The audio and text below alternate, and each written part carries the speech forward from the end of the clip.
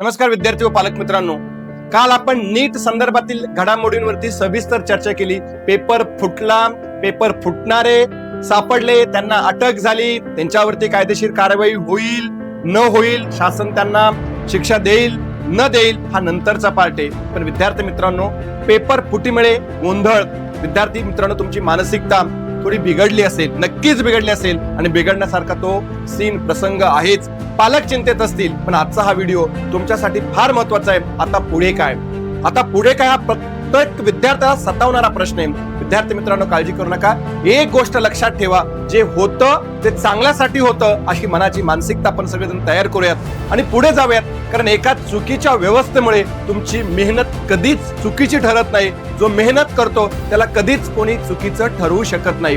कारण तुम्ही केलेला अभ्यास, तुम्हीची झोप कमी करून तुम्ही केलेला त्याग, तुमच्या पालकांनी दिलेलं समर्पण आणि तुमच्या शिक्षकांनी, गुरूंनी तुमच्यासाठी दिलेली 2 वर्षाची सेवा, याची किंमत अजून कुठेही बिलकुल कमी झालेली नाहीये.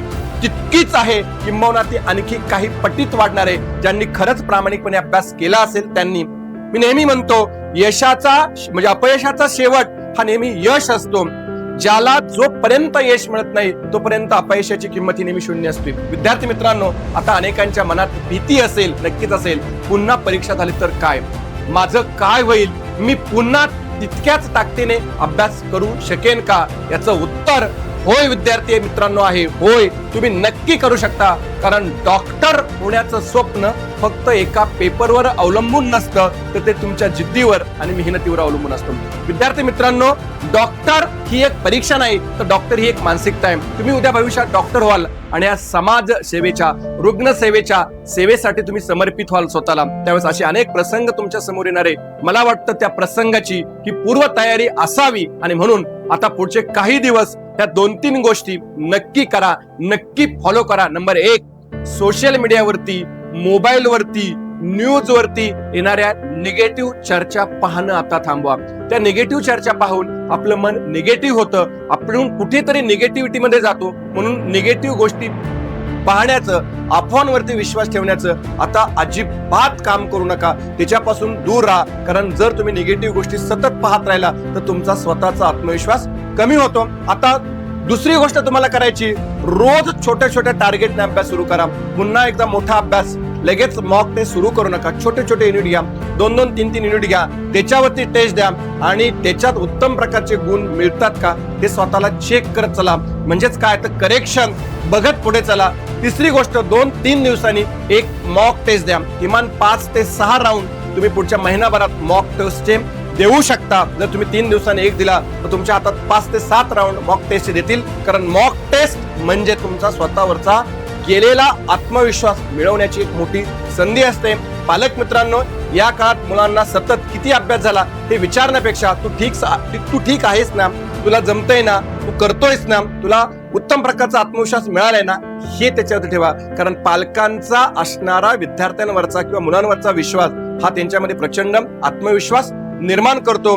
काही मुलं बऱ्याचदा बाहेरून शांत दिसतात, परंतु ती खूप घाबरलेली असतात. विद्यार्थी मित्रांनो, शांत राहू नका, घाबरू नका. स्वतःवरती विश्वास ठेवा, पालकांवरती विश्वास ठेवा, तुमच्या केलेल्या मेहनतीवरती विश्वास ठेवा आणि काम चालू करा.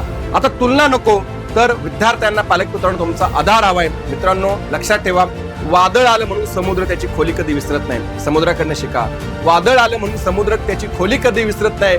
तसंच कठीण परिस्थिती आली म्हणून विद्यार्थी मित्रांनो तुमची क्षमता तुम्ही विसरण्याचं काम करू नका. पुन्हा नव्या क्षमतेने, नव्या जोमाने उभे राहा. ही वेळ रडण्याची नाही, तर लढण्याची आहे आणि पुन्हा उभं राहण्याची आहे. शेवटी फक्त एवढं सांगेल, तुमचं जर स्वप्न मोठं असेल तर अडथळे देखील मोठे येतात. कारण यश हे सहजासहजी मिळत नाही. मोठ्या अडथळ्यातनं मिळालेल्या यशाची चव ही अनोखी असते, ती वेगळी असते. तुम्हाला नीट नंतरचा तुमचा येणारा रिझल्ट हा प्रचंड आनंद देईल. आज एका साईडनं तुमच्या डोळ्यातनं दुःखात अश्रू असतील, पण दुसऱ्या साईडनं रिझल्ट नंतर मी नक्की खात्रीने सांगतो, आनंद अश्रूच येतील. कारण जे संकटावरती थांबत नाही, संकटातही थांबत नाही, तेच इतिहास घडवतात. आणि मला वाटतं तुम्ही सगळेजण ज्यांनी प्रामाणिकपणे अभ्यास केलाय आणि करणार आहेत ते इतिहास नक्की घडवणार. विद्यार्थी मित्रांनो, हा व्हिडिओ नीट साठी जे मुलं आता अपेअर होत आहेत, जे पुन्हा परीक्षा देणार आहे, अशा प्रत्येक विद्यार्थ्यासाठी धीर मिळवण्यासाठी, पुन्हा आत्मविश्वास मिळवण्यासाठी, पुन्हा उभं राहण्याची ताकद देण्यासाठी पाठवा.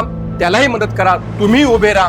आणि विद्यार्थी मित्रांनो, जर तुम्हाला कोणत्याही स्वरूपाची मदत लागली, मॉक टेस्ट साठी लागली, काउन्सिलिंग साठी लागली, तुम्ही घाबरला असाल, पुढे काय होणार या संदर्भात तुम्हाला कोणतीही मदत लागली, तर आमचा नंबर आहे 75 75 94 94 38. या नंबरवरती कधीही कॉल करा, मी सदैव तुम्हाला नक्कीच मदत करेल. पुन्हा एकदा नंबर ऐका, 75 75 94 94 38. हा आमचा हेल्पलाईन नंबर आहे. याच्यावरती कॉल करा आणि तुमच्या मनातली कोणतीही शंका असेल तर जरूर तिचं निरसन करून घ्या आणि पुन्हा एकदा नव्या उमेदीने उभे राहा. तुम्हाला सगळ्यांना नव्या इतिहासासाठी मनपूर्वक हार्दिक शुभेच्छा.